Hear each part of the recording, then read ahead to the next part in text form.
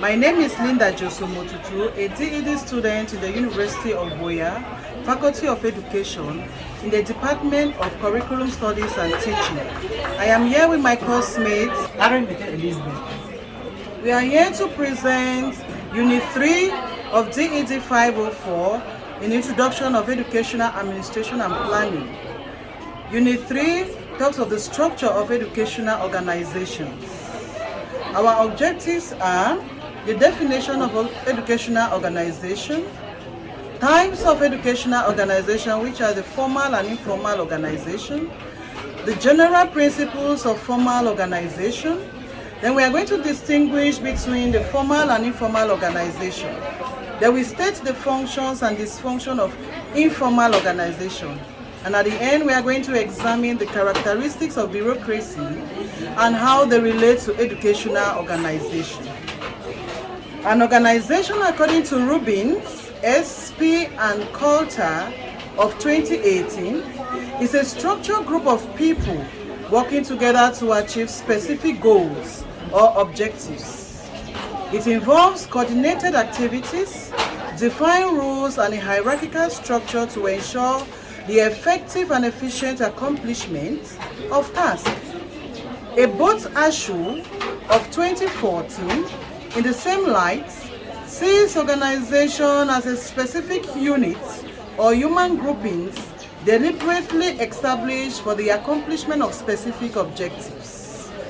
A boat of 2014 says organizations are needed to provide a structural framework for communication, command, and coordination of activities and people's efforts. A common characteristic of an organization is that they're composed of people, and these people have in common the fact that their activities are coordinated. Educational organization, according to UNESCO of 2011, refers to an institution or entity that is established to provide educational services and promotes learning. These can include schools, colleges, universities, training centers, and other entities that deliver formal and informal organization. The types of educational organizations include formal and informal organization. With the formal organization as defined by UKG and al. of 1992 as consciously constituted and systematically operated groups of people that bind themselves together for the purpose of achieving a definite objective or definite purpose. A boat issue defines formal organization as an organization in which the jobs of each member is clearly defined with fixed authority, responsibilities, and accountability. Examples of these organizations include churches, government ministries, and industries. A formal organization must have three essential elements, and these elements include people, definite purpose or purposes, a structure that delimits and defines the behavior of its members, schools like hospitals and prisons are services organizations. We have the characteristics of formal organization, which include they must be enduring, they are hierarchical, bound together by confined rules and others. My course mate, Mama Arreneke, is going to continue with the informal organization. Thank you, dear course mate, Madam Joso. I'm here to present the informal organization when people work together, relationships and groups are formed within the formal organization. These groups and relationships are called informal organization. For example, staff social groups that are care for the needs of each staff member, Njangi groups, clubs, math department, discipline committee, and others. Relationships would develop through friendship, marriages, and partying together. It is the practical body of the norms, personal and professional connections through which work gets done amongst people who share a common organizational affiliation or cluster of affiliations. It consists of a dynamic set of personal relations, social networks, communities of common interest, and emotional complements. Sources of motivation. The informal organization complements the more explicit structures, plans, and processes of the formal organization. Some characteristics of informal organizations are: it evolves constantly or constantly changing. It builds connections right down to the grassroots. It is dynamic and responsive. Treats people as individuals. Difficult to pin down and can dissolve at any time. Collective decision making, and it is more of leadership management than administrative, and so on. Now we are on the functions and dysfunctions of informal organization. The functions: meet the social needs of workers, e.g. recognition of each worker. Dysfunction: may be resistance to change, disrupt productivity, especially when goals are not met with those of the formal organization. Functions: can introduce fresh ideas, diversity of viewpoints, and healthy organizations. Increase the feeling of security of members. For example, it prevents the irregular transfer of members. Dysfunction: may easily instigate a strike against the formal organization.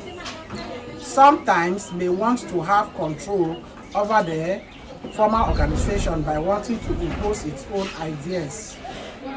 Differences between formal and informal organization. Formal organization: they are planned and come as a result of conscious thoughts. Informal organization: developed spontaneously based on emotions out of the formal organization. Formal organization: they are relatively stable. Changes occur by administrative decree. Informal: are more dynamic and adopt behavior as a result of several social and personal factors. Formal: influence is attached to positions specified by job description. Informal: influence based on personality approved by the group. 4. Communication follow lines of authority and is reliable and slow. That's for formal. And for informal, communication is through grapevine and less accurate. However, the informal organization is an integral part of the formal organization, considering that it promotes a relaxed atmosphere of work and promotes productivity. Equally, it is the practical version of the formal organization which transforms its norms, values, policies, principles, rules, and regulations into tangible outcomes. Meanwhile, formal organization is the stem that germinates, grows, and bears leaves, branches, and fruits that societies can benefit from it, like the school, church, the ministries, and others. Without formal organization, there will be no need for informal organization. I'm going to continue with the general principles of formal organization. Every formal organization must have clearly defined purpose or purposes. The organization should have a single executive head who promotes coordination for activities of an organization. For example, a school should have one head and not more than that. A formal organization should have an appropriate personnel policy for recruitment, training, incentive, or compensations. There should be an established authority and responsibility relationship in the organization. Each person in the organization should know to whom and what he or she is responsible for. A formal organization requires effective coordination of functions, activities, and interests for successful accomplishment of its goals. Coordination is one of the main tasks of executive leaders. Another function is every formal organization requires an appropriate division of work for cooperation and coordination to become possible. There should be standardized procedures for routine administrative operations such as admission of students, data gathering, recording keeping, among others. This makes the organization more effective and saves labor. A formal organization should have stability, that is, continuity of policy and programs until results can be evaluated. Frequent changes in policy or programs obviously leads to an ineffective organization. Organization must provide security for its members. Each formal organization should have an objective evaluation mechanism of its policies, programs, and the organization itself with regard to its productivity and effectiveness. For example, in a school, there should be content evaluation of the teaching learning process, the performance of pupils in class, and of course examination, etc. Evaluation is necessary to effect the necessary change in organization. Okay, I will continue with bureaucracy, and I will begin with Weber's characteristics of a bureaucracy. 1. A clear division of labor. Jobs are well defined based on functional specialization. Individuals become experts in their own functional areas. 2. Well-defined hierarchy of authority. Officials in the bureaucracy are arranged in a hierarchical order, with each level being controlled and supervised by the next higher level, in brackets superior and subordinate relationship. 3. Systems of rules and regulations. Officials are guided by explicit rules and procedures. This is to assure consistency in decision making. Decisions are made by categorizing the case, then applying the appropriate rule. 4. Impersonal orientation. Employees are to exercise their duties with a sense of personal detachment in order to minimize favoritism in the application of policies and rules, enforcement of discipline, and rewarding employees. Emphasis is placed on logical rather than emotional considerations. 5. Career orientation. Employment is based on technical qualifications and promotion on security achievement or both. 6. Written records. To maintain uniformity of action, bureaucracies records and maintain adequate files of administrative acts, previous decisions, rules, and instructions. This is to ensure equal treatment of clients. 7. Centralization of authority. By centralizing authority in the upper levels, consideration problems are minimized. Example of bureaucracies are public service organizations, e.g., government ministries, schools, and university. In the summary of this, we have the following points. A formal organization is simply defined as an institution established to achieve a goal or goals.